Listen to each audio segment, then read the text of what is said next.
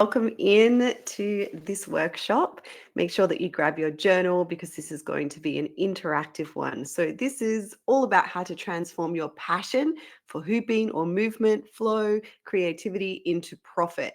And I know sometimes we don't like to talk about this stuff as creatives, as artists, as hoopers, but it's essential flow of energy so that we can sustain ourselves, so we're not burned out and trying to pick up the pieces all of the time, that we want to keep it in flow, just like our practice. So how to build a thriving hoop teaching career. And I know career is a big word. Maybe it's a side interest for you. Maybe it is another stream of income or something that you're stepping into lightly. So it doesn't matter where you're at with this, you're going to get lots out of this workshop. So go and grab your journal, essential piece.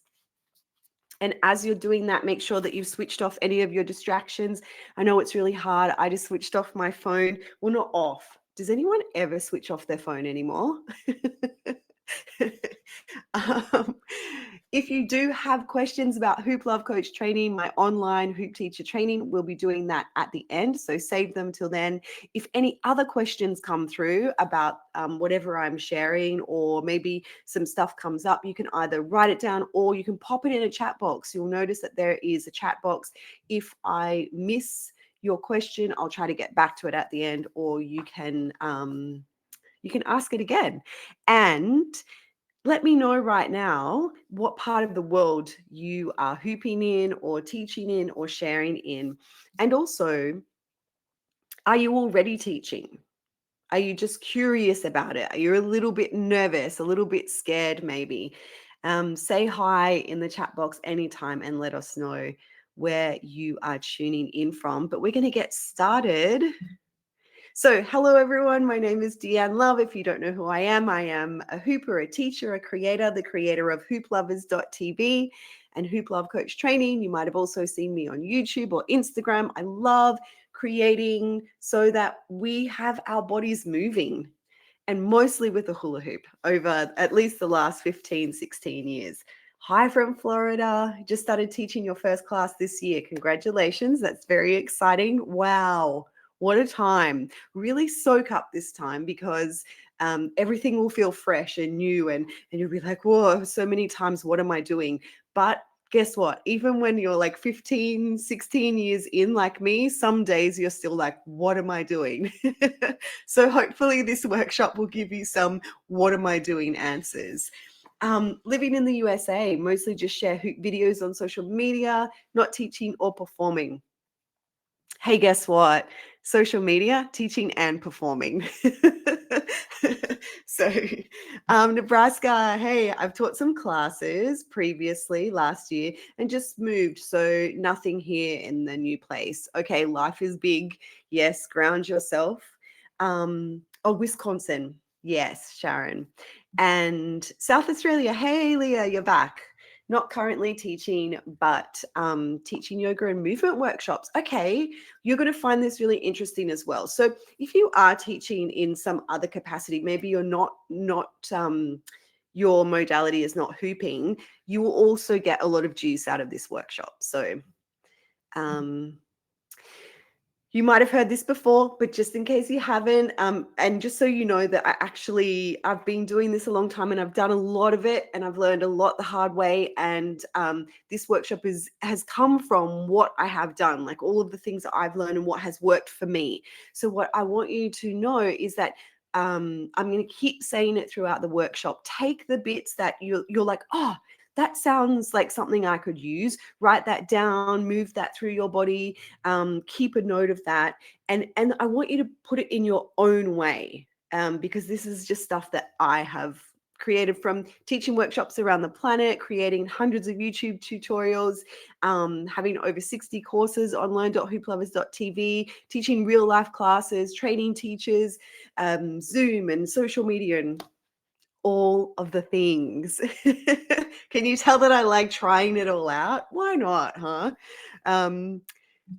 So what happens when we hit this bump in the road when passion just isn't enough. Like we're so excited and we're like, I'm really into this hooping or this yoga or this movement, and I love it so much and it's changed my life and I feel so good and I want to share it, but like it's not working. Why is no one turning up? Or how do I sustain myself? Like I'm feeling a bit burned out, or I'm feeling really overwhelmed. I don't know where to start with this new project. Like maybe I think, I've got to do all these big things and it feels like it's just too much to get there and I don't know where to start.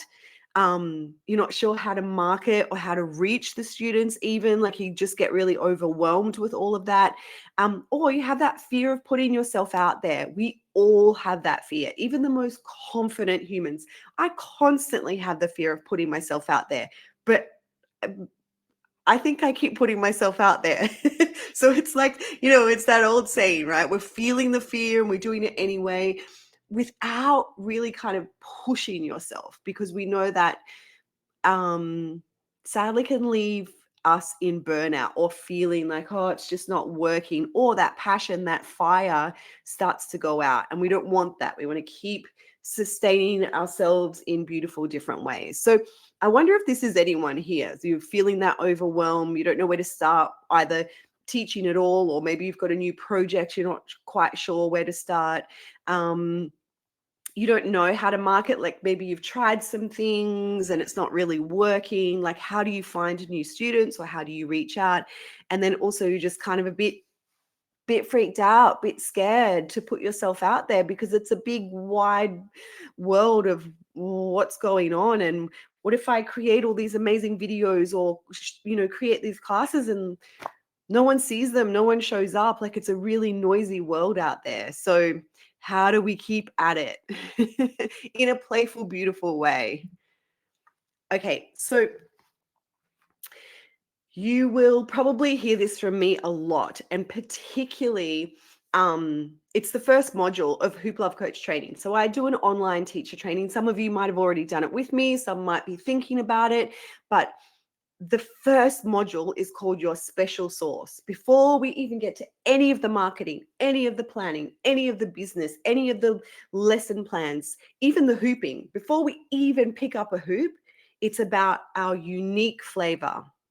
And this is what makes you stand out. This is what makes you feel like, oh, okay, this is me, this is what I stand for, and this is what I share. Because when that flavor is kind of like confused, you won't know what you want to say. You won't know what you want to share.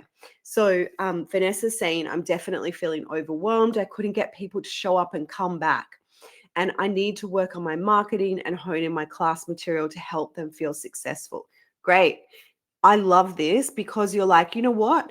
I tried and it didn't quite go the way that I went. But these are the things that I'm going to be working on. This is brilliant. This is the creative process. I hope that I make it really clear to you that not everything that I attempt and do is like this major success. There's so many times when it doesn't work out, but I never really think of it as a failure. Like sometimes I get a bit and I'm like, oh, wow, that didn't really go the way that I thought. But then it kicks me into problem solving. Maybe just like you, Vanessa, it's like, okay, so I want to work on my marketing in a different way. It just didn't work for the community that I'm wanting to connect with. And that's fine. There's not one way. And it can change over time. Like I was having a conversation with my best friend yesterday, who is also a hoop teacher and hoop performer. And we have been hooping for the same amount of time, teaching for the same amount of time in many different communities. And we're in the same city again.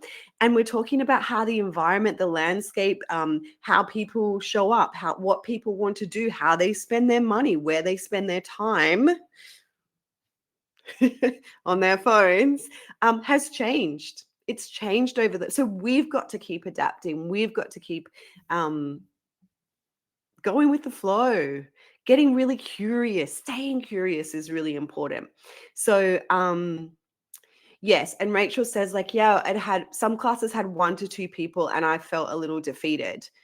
Yeah, it's not a great feeling, is it? And I also want to say to you, that has happened to me. It's happened to every hoop teacher. So if you're feeling like sometimes you're a bit alone, like in this, like, oh, everyone else has these big, amazing classes. It's not always the way. It takes some problem solving. And I really hope today encourages you to be like, oh, you know what? I might just try this. It's always that creative problem solving. So let's get back to your special sauce. If you had to go and ask your closest friend, is that how you spell closest? No. Closest. Eek. Do you know I used to be a primary school teacher? And my girlfriend is a high school English teacher. So, uh-oh, spelling mistakes. If you asked your closest friend to describe you in 3 to 5 words, what do you think they would say? I mean, your most beautiful, sweet, kind, loving friends. What do you think they would say? What do they think your flavor is?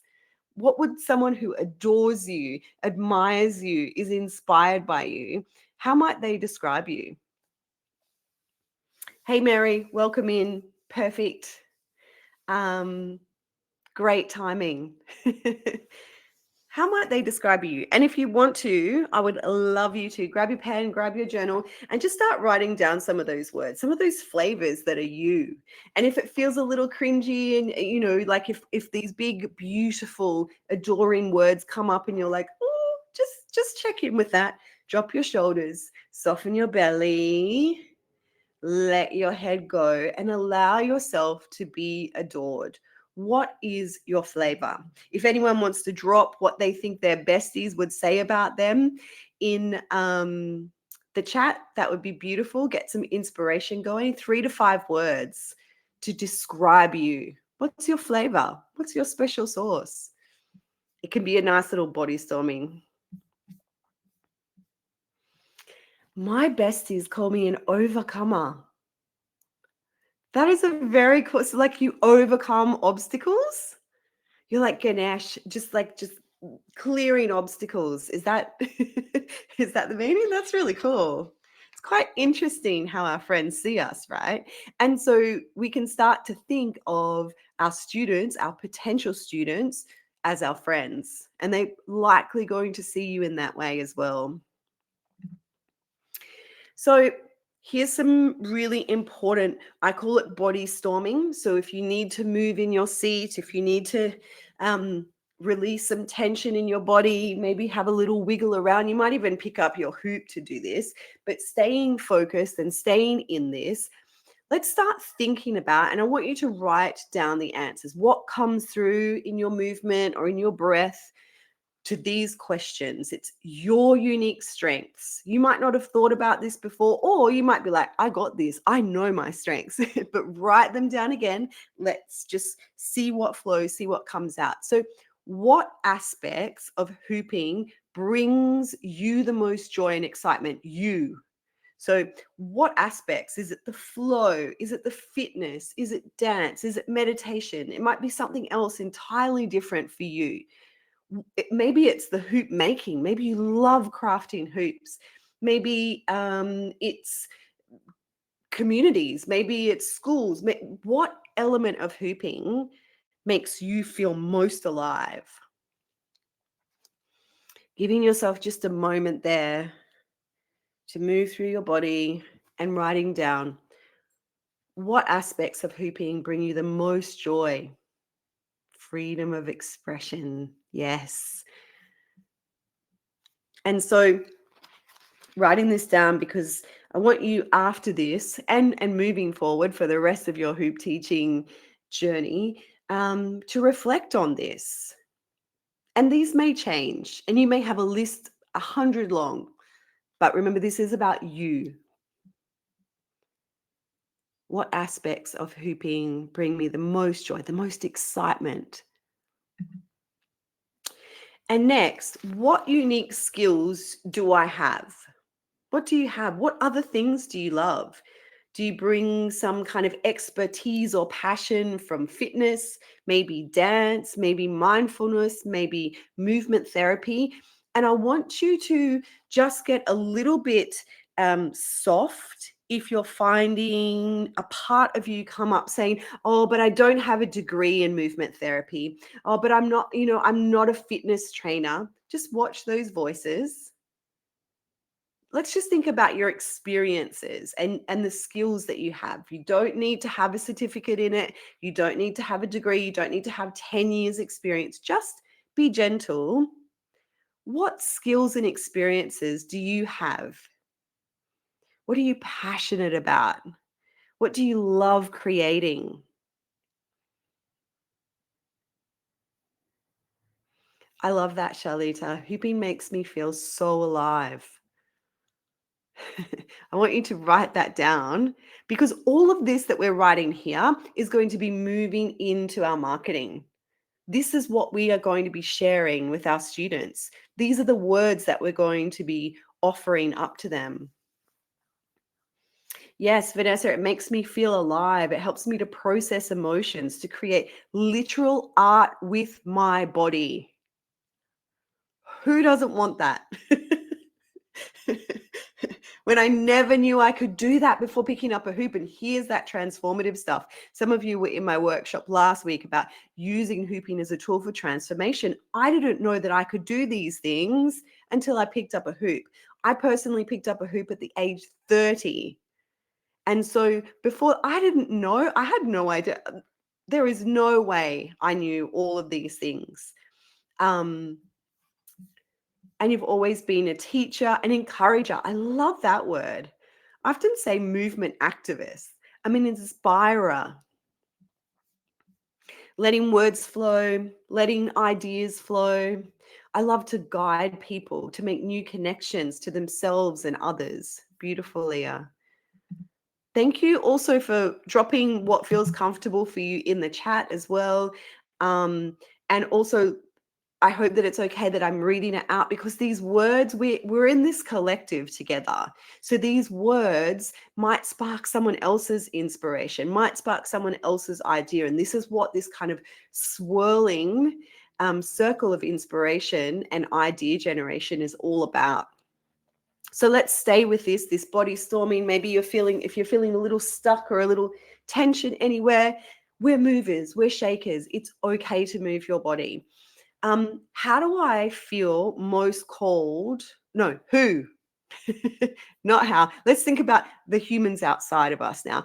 Who do I feel most called to teach or support on their journey? Now, I know that we want to say everyone. I want the whole world to hoop, right? But let's we're just playing here. Just bring it down. Who comes to mind first? Who comes to body first? Is it kids? Do you love sharing in schools and playgrounds and backyards? Is it beginners? I love, after all these years, after 15, 16 years, I love teaching beginners. I'm still doing it. Like, I'm now doing a collab with my friend here in this city, Melbourne. And I said to her, can I please teach your beginners? After all of the things I've done, I love teaching beginners. And sometimes you won't know. You're like, I don't know. I have no idea. I haven't had the experience yet. Just let it come up. Is it people? Do you want to offer creative experiences? Maybe for corporates who need to get into their body and out of their head. Maybe write it down. Maybe you don't know yet. In the beginning, I didn't know. It was all just possibility. It was all just dreaming. Let yourself dream. I'm loving what's coming through in the chat. I think I'm good at letting people be who they are and where they're at. That is an essential, delicious skill as a teacher. Because if we go in thinking, right, I'm going to control and everything needs to look like this, and if you can't do it, then not only are you going to be hurting, but so are your students. It's about creating that beautiful, open, expressive, safe space where we're meeting people where they're at. So you can go in with a plan of like, right, in this class, we're learning these skills and we're going to do these activities. And that's beautiful. But if you have 10 individuals all on their own journey, then we're going to have to soften that. Have the plan, but allow it to be adaptable. People who are working on shaking off social conditioning. Oh, yes. And sometimes these messages, Mary, everyone, may be really explicit in your marketing. And sometimes they may not. That it may be beginner's class, beginner hula hoop class.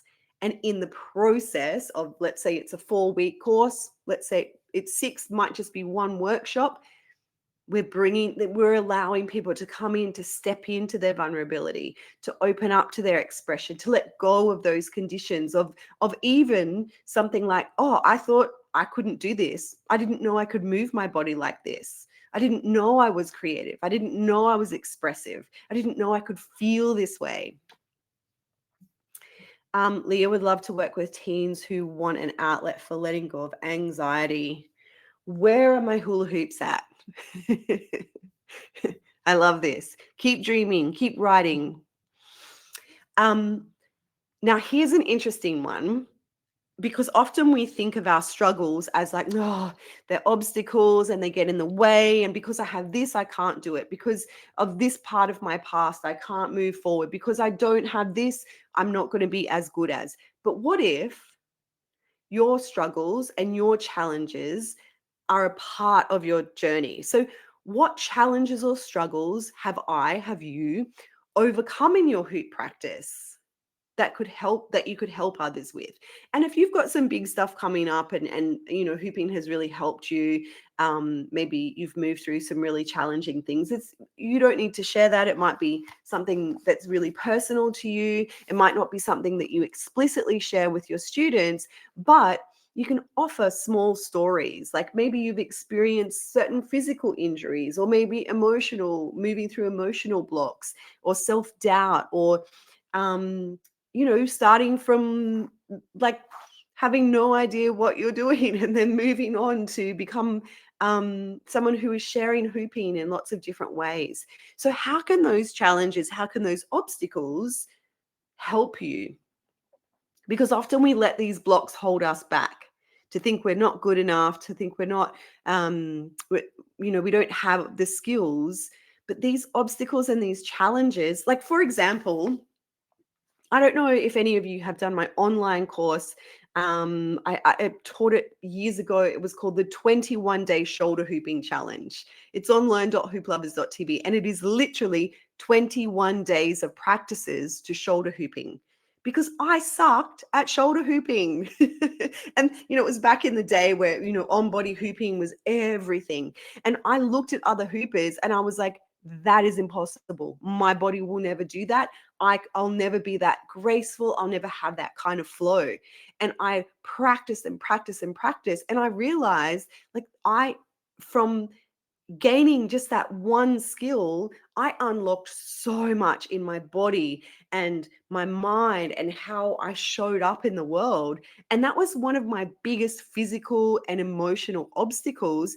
And so I turned it into a course that is like the most popular course I've ever taught, 21 days to shoulder hooping, because I sucked at shoulder hooping. And I thought, if I do, then maybe other people do. And they might like, to go through the steps that I went through to really unlock this and break this down. And then that course ultimately helped me to really, really get super clear with how to break things down, how to break moves down.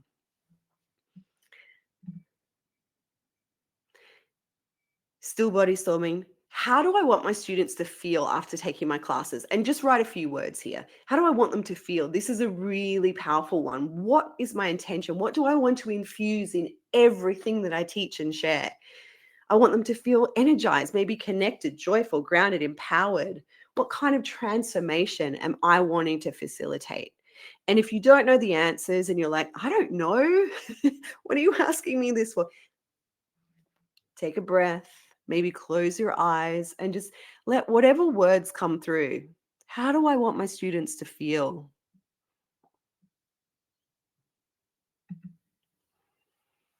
Okay. I want my students to feel brave and capable. Yes. Yes. More. List it, write it, share it, and feel that as well. I had someone ask me the other day, Why am I so good at manifesting? And look, this is not a manifesting workshop, but for me, it's about feeling, visualizing, writing down all these things that we're doing right now, and then taking the action steps. Because I wish I could just lay on the couch and everything magically happens, like my dog. But my life doesn't work like that. So, Vanessa, empowered and seen. I want them to feel full of childish joy. Okay, so we've got all this and we're feeling really inspired and we're feeling really juiced up and we know our special sauce, but how do I share it? Like, how do I tell people about this? Beautiful. All of these wonderful words, inspired and open-minded. So let's have a look at some practical tips. I'm all about the practical tips. Like, I want to give you some things that you can take away. So, what we really want to do is get super into defining what our special sauce is so that we can let it guide us. It's kind of like, I don't know if any of you use Canva or any other like online kind of creative. And it's like you can set up all of your colors and then you just know you always go back. You don't have to think like, oh, what color am I going to use for my, it's just there. So when you set up this foundation and understand your special sauce, it's there. So just let some of these questions float through, write down any ideas, any words that come in. What makes you unique as a hoop teacher? If you feel some blocks come in and be like, I'm not a hoop teacher, I'm not unique, just thank those voices, thank those parts of being there, say hello, and ask the question again. What makes me unique as a hoop teacher? If you're not a hoop teacher yet, vision, dream, make believe. What is your teaching philosophy? If you don't have one, make it up. Start to make it up. Let it formulate, let it evolve. What is your teaching philosophy? What do you want people to know? What is the feeling that you have had in your personal practice that you want to share? What's important to you? What is the energy that you bring? Imagine yourself now. You might want to close your eyes. Imagine yourself in a group, sharing, bodies moving, hoops spinning. What's the energy there? What are you gifting beyond your words, beyond your teachings? What's the energy? So, what is your core message?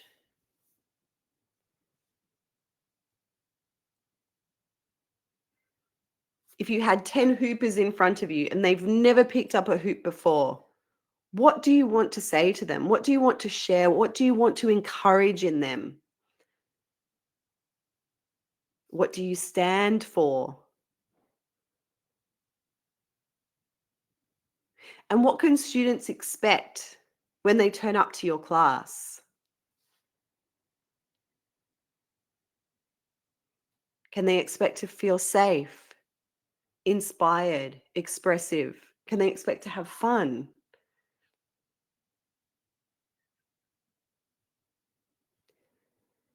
And so your answers here are working with dream and flow and visioning, but also what you are writing down, these words are going to go into your sharing messages, your marketing messages.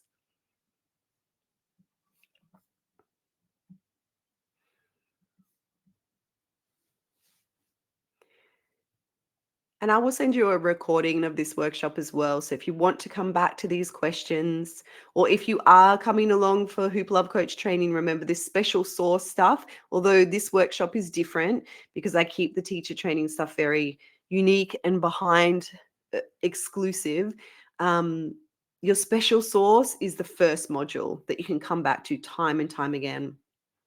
Vanessa says, I incorporate meditations at the end of the class and teach my classes in alignment with the energy centers with the goal to help my students find flow. Love. Okay, so these are just reminders. Let them float through. Notice when they're like, oh, this feels too much. Let it be soft. Let it be buoyant. Showing up as yourself often. This has been something, this is some wisdom that came through kind of in my early days that consistently, that consistency builds trust. So I showed up every Tuesday and did a tutorial. I was like, I'll be here, I'll help you out, we'll connect. It made me trust you and you trust me. It's like, look, we're in this together. um, and I wanted to show up as my true self. So I really want to give that message. Just trying to show up as your true self in everything you do, whether that's your tone of voice, maybe it's your aesthetic.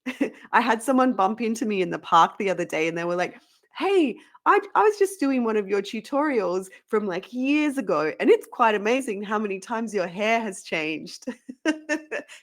So I was like, oh yeah, I wish that I'd stayed consistent with my haircut, but I didn't, because that's not me, because my style is, I'm ever changing. And so that might be you as well. And if you start to feel locked in and you're like, oh, this is just not suiting me anymore, be authentic in that. It's okay to change. And as you change, your content, your sharing is going to change. And maybe you're not. Maybe you're a very consistent person with the same haircut for your whole entire life and you know exactly what you want to wear. Rock that. That is you. That is you. It's so hard in this world where we're looking at other people and we're inspired by them all the time, right? We're like, oh, that's cool. That's amazing. That's come back home to self. Because when you do that, you can kind of create this visual um, that people know who you are. Like, for example, and I don't know if we met through YouTube, but at the beginning of every video, I said, hey, Hoopers, it's Deanne Love here. And that was my one consistent. Hey, Hoopers, it's Deanne Love here. I was like saying hi to you, stating my name, grounding my presence, and then away we go. And that was my consistent thing.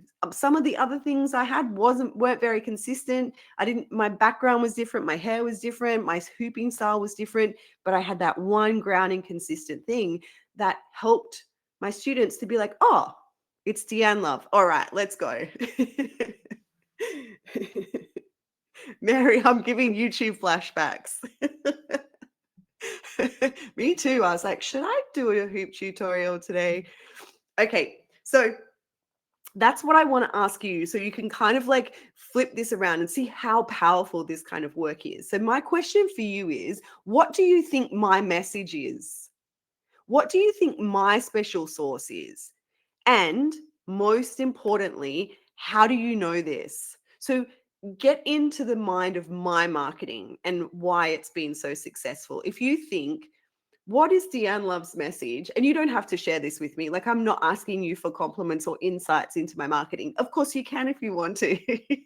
But we're trying to flip it here and have a look at it in a different perspective, so you can get some juice on, how powerful this consistency and message and knowing yourself and your special sauce is. What do you think my message is? What do you think my special sauce is? Like, what is my philosophy? What am I really good at? And how do you know this? What is it that I've done? Because I want you to take that treasure and use it for yourself in your own way. Not my message, not my special sauce, but how I've done it.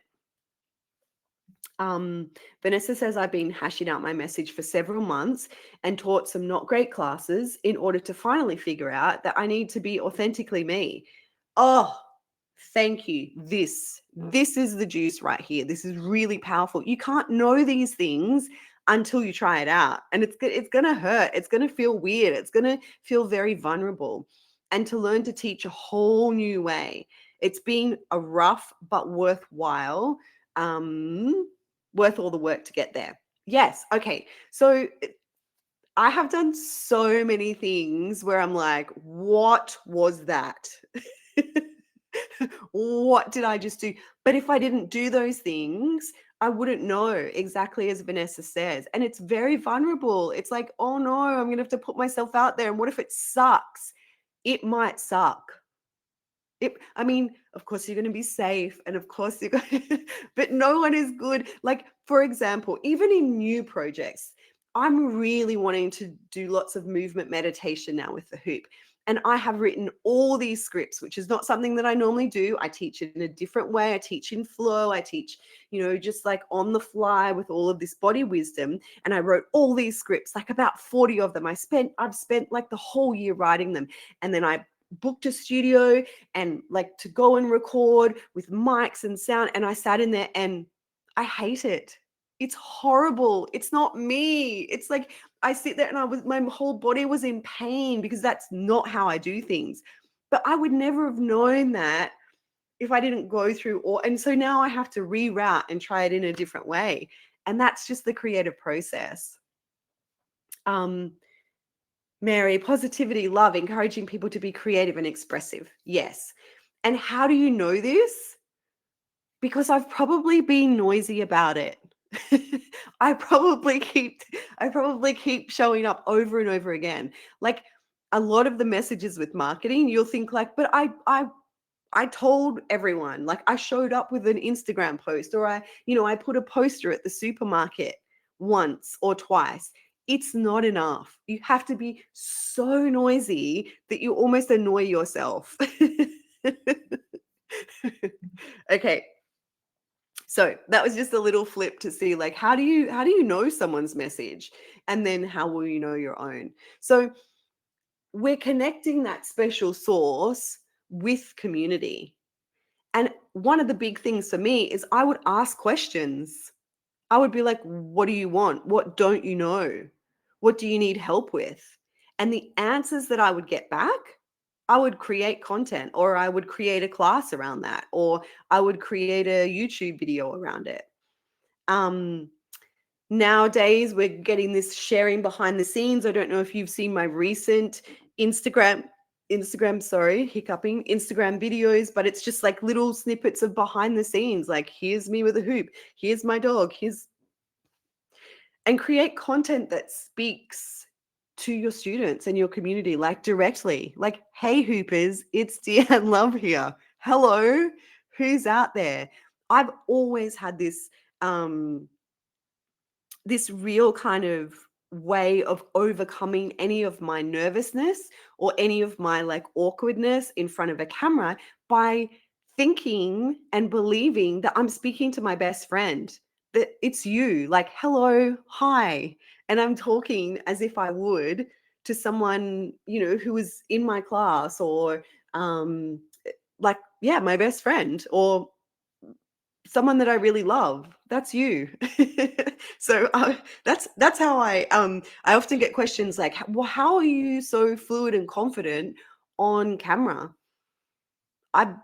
Because you're there, because I speak to community, and that really is like fostering this belonging. So if you're scared of marketing and you don't like this self promo, I hear this all the time. Me too.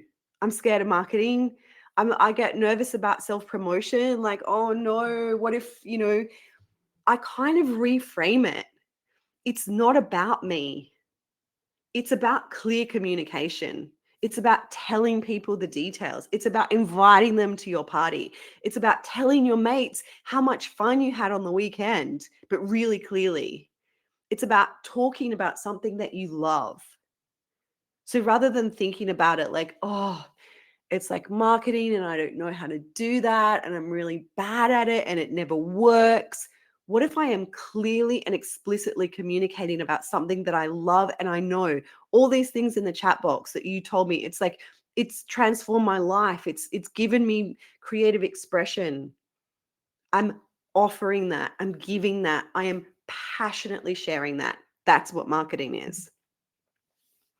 So again, if you're looking at my marketing, this might give you some tips or ideas. A question: what form of marketing did you receive from me? And again, you don't have to get this. This is not a questionnaire or a testimonial. I'm just getting you to think in a different way, to take the stress off yourself and look at someone else. I am the case study here for this little bit. What form of marketing did you receive from me that excited you to come to a workshop or a class or a course or an event? How did you know to come to this workshop? What did you see? Where was it? How was it presented? Vanessa, it's so weird. I love to teach and be in front of a group. I love making videos and public speaking. But when I walked into some coffee shops with flyers, I turned into a little boy asking a girl to go. Yes. Isn't it interesting? Some things, yeah, me too. Flyering, putting up posters. I'm like, oh no, how embarrassing. What if someone sees me with the posters? Yeah, I could go on stage with a hula hoop. It's really, aren't we incredibly multifaceted humans? Just watching that, just being like, wow, this is really pushing me. And if there are certain blocks, so for example, my friend is sharing these hoop classes. I'm thinking about something recent. My friend is sharing these hoop classes in the local city that we live in, and she said, "I made some posters, and this person is extravaganza. This person is so confident you wouldn't." And she's like, "I don't like putting posters up. Would you come with me?" Problem solved. Yes, I'll come with you. And why don't we do lunch as well? So there are going to be things that we don't like. How can we overcome this? Ask a friend, share it with someone, get someone to body double you, come along. Okay, so Shalita said an email call to action is what brought me to this workshop. Yes, so calls to action. If this is not something that is familiar to you, it's a direct invitation to your students. Direct. Are you asking people to come to what you are offering? Are you saying, hello, there's a hoop class at 7 p.m. at the local school? Great. Love that. Exciting. I'd love to be there. And grab your spot now. Invite them, ask them. It's like I have a friend who always says, I'm doing this thing, I'm doing this thing, I'm doing this thing. And I just think, oh, that's so wonderful for them, but they never invite me. And then when they say, oh, why weren't you at the party, or why didn't you want to come hiking with me?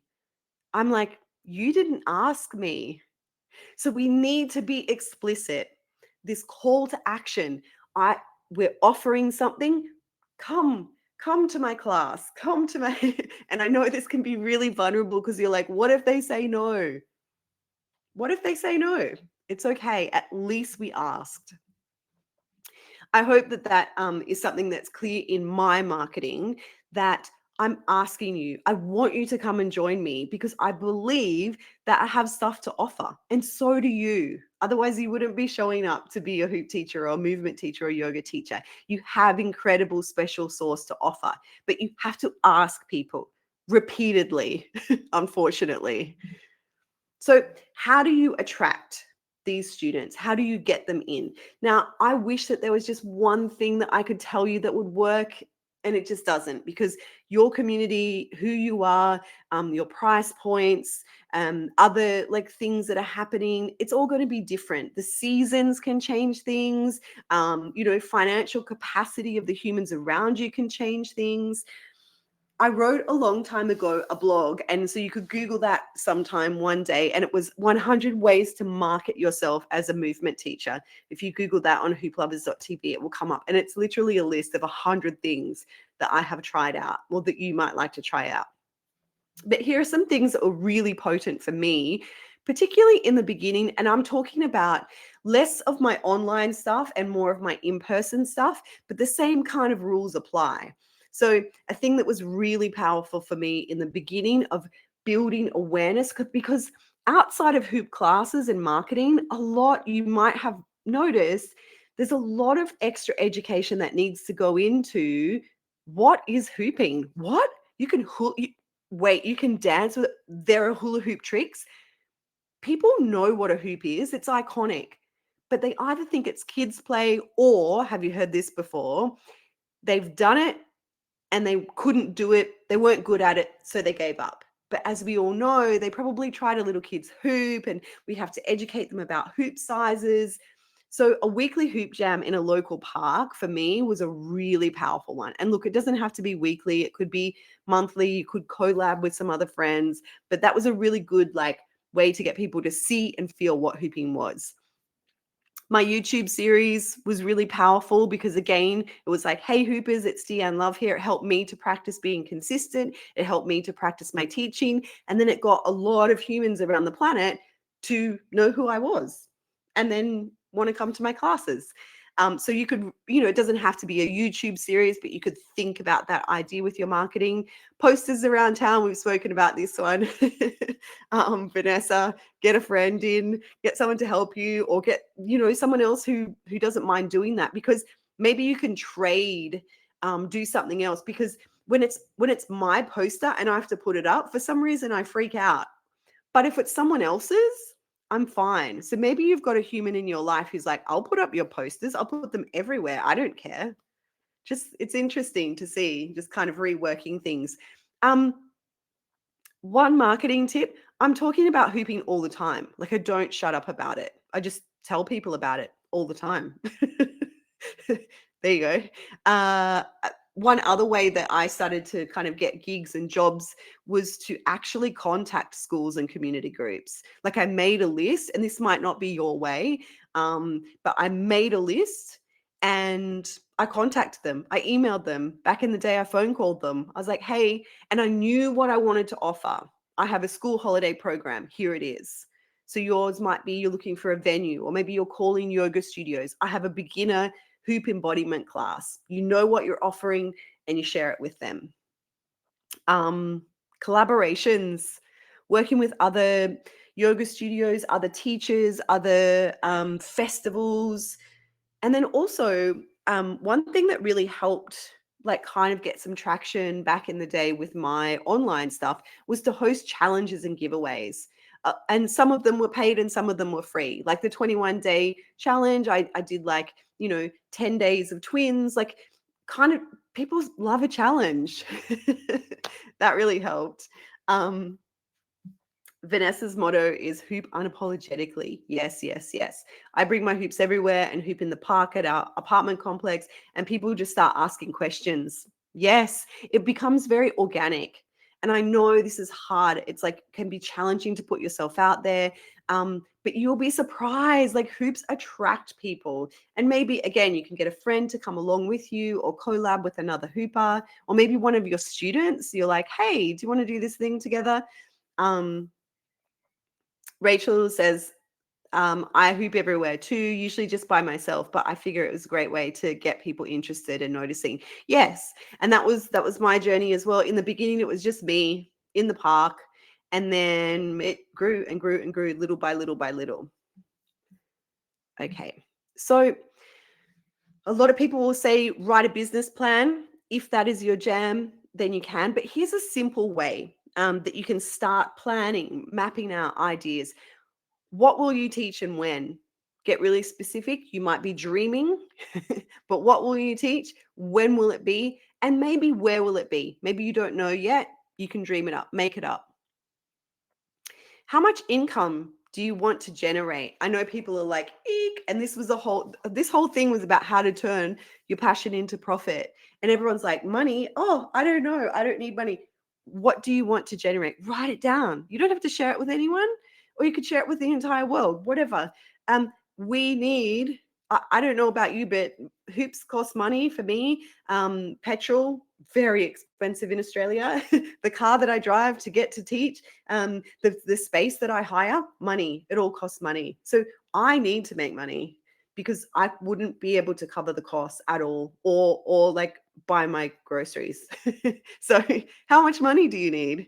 Your income and your income desire is going to be different.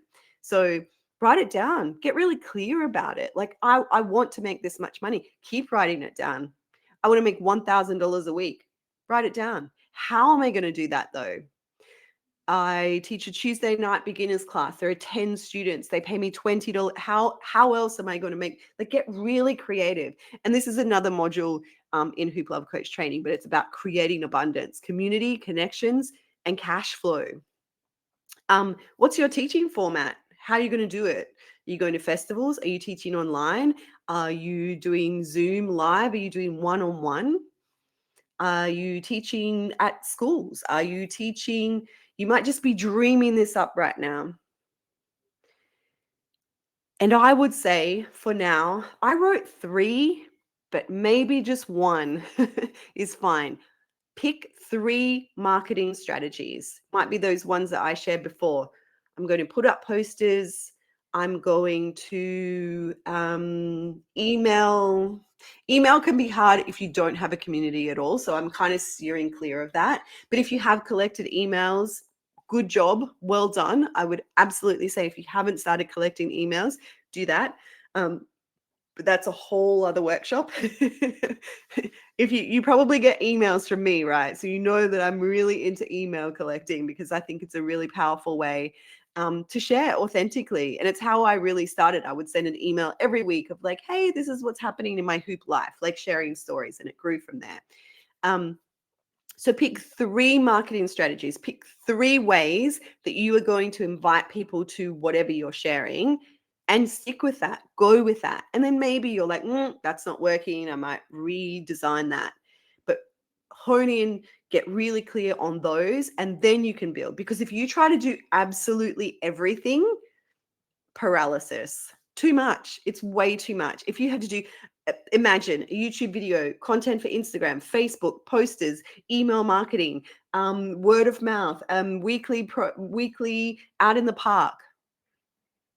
Do you also have a life, family, pets, body that you need to take care of, a job that you need to go to? It's just not possible, I don't think, anyway. Vanessa says, I'll be in the workshop on email marketing. Actually, I should start. If there's one thing that has been really consistent, it's email marketing. Huh.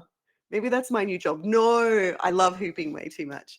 And then write a list of measurable goals. I got this book, and I've done this since kind of day one. And when I go off track with the measurable goals, I get a little bit stuck. I don't know what I'm doing. But I got this book. It's like daily to-do list. I don't know if you can see, but it's like and I write down my goals, and they need to be measurable.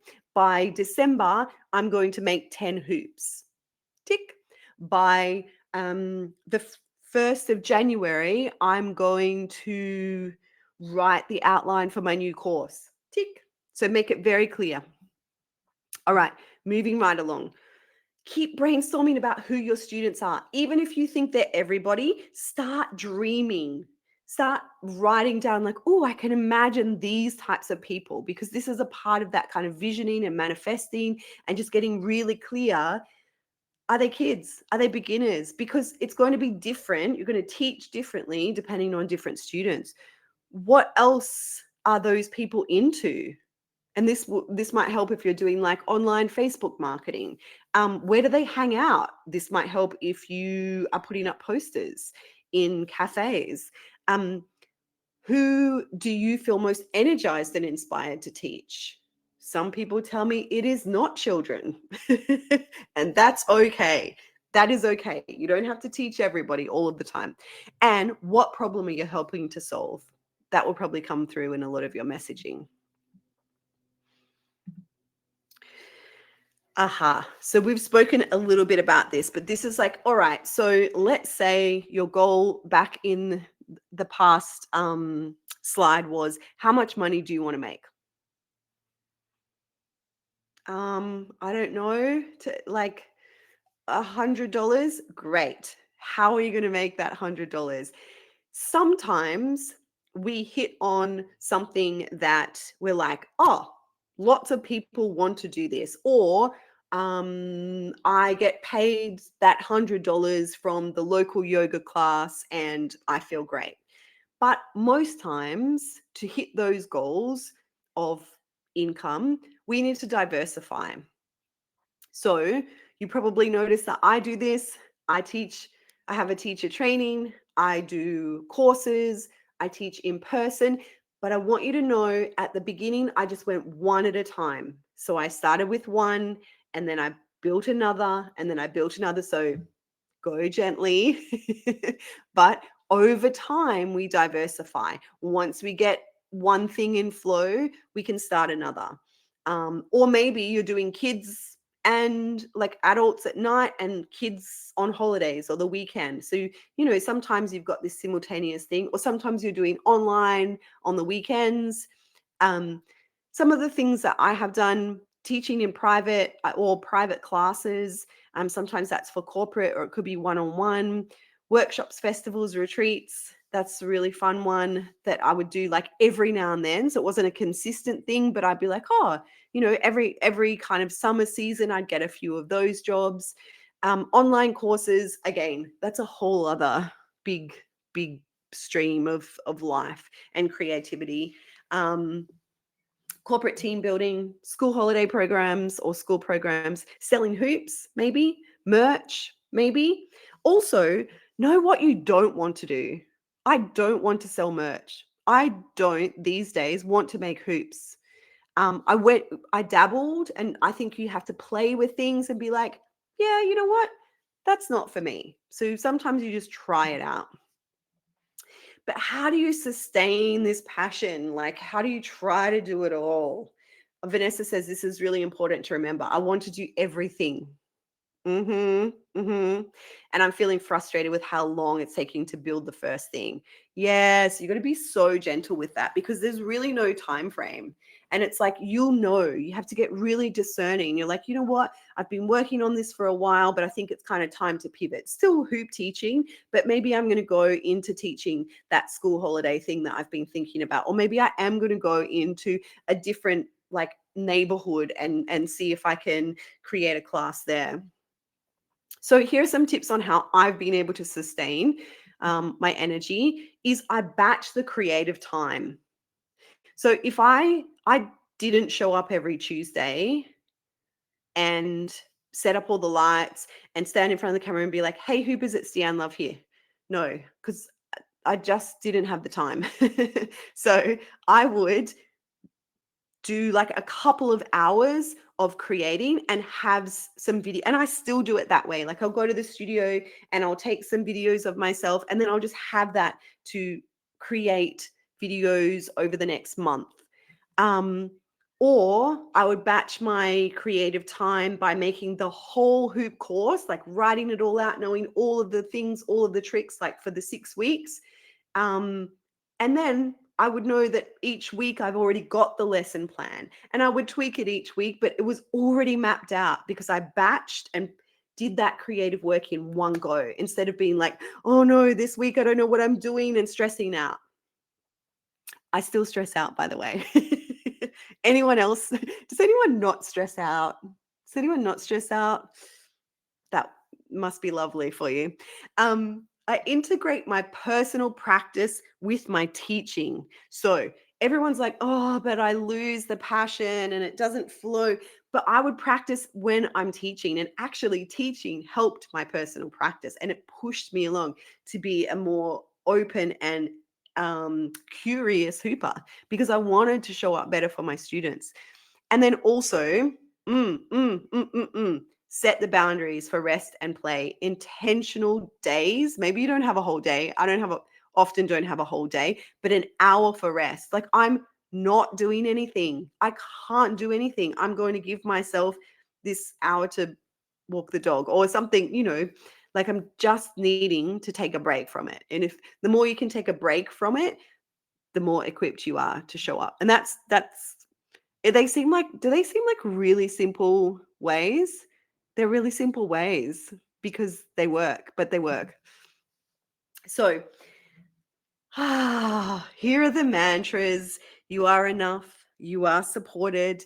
There is support and connection all around. I would love to hear from you if you've got questions coming up. If you're like, we're getting close to the hour mark here because there's so much about how we turn this passion into profit, how we market, how we bring hoopers in, because ultimately beyond the profit, I think of abundance as community as well as connection as well as that cash flow. We are turning this passion into moving bodies, which is essential. I'm glad to be in this workshop, Vanessa says, with other hoopers, and no, I'm not alone in this struggle. Thanks for sharing that you get stressed out too. Authenticity. There you go. It is me. So maybe you have questions about any of the marketing stuff. Again, like each one of those is probably a whole workshop. But if you have any questions, if you do have questions about Hoop Love Coach training, I'm absolutely here. I'll be checking the chat box. Have a little look over what you have written down, because we started way back in your special source. Take those messages and transform that into your marketing. If you are coming with me for Hoop Love Coach training and you don't want to ask questions now, then you can email me, hello@hooplovers.tv. Some people, was there someone in here that was asking about the pricing? It's just one time. No, you don't have to pay any licensing fees. You don't have to keep paying for anything else, because you're going to be off like paying for a venue or maybe paying to put petrol in your car to drive to your hoop class. So it's just one time, but you have unlimited access. So it doesn't like cut off after the first 12 weeks. You can go back in. And I have been working with some of the hoop teachers, the Hoop Love coaches, for like 10 years now, and they still go back in and kind of reassess things, particularly with the special source module. And module 2 is 100 foundational tricks. And they each have a video on how to learn them yourself if you're not up to feeling like you have the hoop skills yet, if you're just beginning with your hooping, but then most importantly, how to teach them. Because I always think hooping and teaching, two different things, and we're working on molding them together. So we start together next week if you're in. What's your favorite part of Hoop Coach training? Are you asking me? Other teachers, what's your favorite part? Because my favorite part is you. It's everything. It's having more hoop teachers courageously going out there and sharing this. My favorite part is, I think it's always the special sauce. It's knowing yourself. It's kind of the stuff, because that's going to go into your marketing. That's going to go into your hooping. That's going to go into your teaching.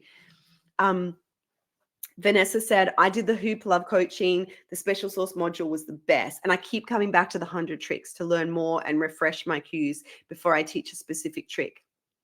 Yes. Yes. The 100 tricks. I think most people do come back to that. Because as we know, from the foundational moves as well, if you're fairly new to hooping, or maybe this might be new to you anyway, of those foundational moves, then we have so many variations. So when you get solid with those foundations and then how to teach them, how to support another body to move through them. And I think maybe one of my special sources is that I got really good at how to break things down, how to make it digestible, how to help a body to unlock and move through these hoop tricks, these big challenges, and how to be like, you got this. It's okay. Supportive and gentle and caring and loving, but also quite clear and explicit with my directional teaching. And once you embody that, then you'll find that certain things come up that you see in lots of bodies, and you'll start to observe. And I always say, as a teacher, observation is key. You can get so caught up in like, oh my gosh, how do I teach an escalator? I don't know. Do you put your hand? Watch the bodies, observe the bodies. This is a big piece that runs through in my teaching techniques and philosophy, is that we want to be engaged with our students. And so, yes, and many people come back to that 100 tricks and the teaching techniques that I share. So in respecting your time, we are at 1 hour, but if you've got questions about marketing, if you've got something, an idea that you want to share, I will stick around. I think I'll stick around for however long, but like another 5 minutes, if there's any burning questions, or if there's something that you want to share from the reflective questions that we started with in the beginning. I know there's been a lot. Maybe your brain is a bit full and your body needs to move. But I am here with you for you. I'm really grateful to everyone that showed up. This stuff can feel like, oh no, I don't know. I just want to do the fun bit. I just want to get out there and I want to just have my classes filled with students. Let this be as creative as your hooping. Let this also be a creative practice. Rachel's all set. Epic. Feeling re-inspired. Just take one little thing, maybe just one little thing, and be like, oh, you know what? That's what I'm going to do. I'm just going to do this one little thing. Because when we try to, take all the things and I'm going to do this and I'm going to do this, and then we're like, well, I don't know. If you're like me, I'm like, oh, now I'm tired. now I can't do it. Just one little thing. Thank you for your teaching and encouragement. Vanessa says, thank you so much. So much. Yes, Mary says, I'm sure I'll think of questions 5 minutes after leaving. Yes, well, if you're off on some journey and you're like, oh, that's what I want to ask Deanne Love. Maybe Instagram, maybe somewhere, or maybe the next workshop. I love doing these, so I'll share these again. I'm feeling the call for email marketing. Are you ready? Are you sure? It's a lot. It's very like tech and systems and but it's also easy. It's communicating. It's talking to your friends. I hope that comes across in my emails. I know sometimes I'm like, hey, quick, come to my class or whatever, but it's like because I genuinely have something that I hope will be helpful for you, that I hope will be inspiring. So yes, if you have questions, get in touch with me. If you're coming along for Hoop Teacher Training, I'll see you next week. And if not, I'll see you. Oh, my one thing. Oh yes, Vanessa's one thing. Get a buddy for flyering every time. Love it. And I would love a workshop on that from you because you connect in a way that other marketing teachers don't. Oh, wait, are you calling me do you know I have a marketing degree? So my first degree out of school back in the 90s was a marketing degree and I never used it. I was so terrified of going into corporate that I was like, oh no, I studied marketing for 4 years and I was like, but look, here I am, marketing hula hooping. You never know. All of your skills, all of your expertise, all of your experiences can get poured into this creativity. You just don't know. And you are filled up with so much special sauce that you've been collecting over the time. Yes, full circle. So take your one thing, go sprinkle it into all of the creativity and the beauty and the special sauce that you are. Enjoy, show up, be playful, and deeply give that admiration and that inspiration back to yourself because you absolutely deserve it. Thank you for being an epic human. Thank you for wanting to go out there and share. Thank you for being here today. And I'll see you around somewhere, sometime. Lots of love. Take the best of care. Mwah.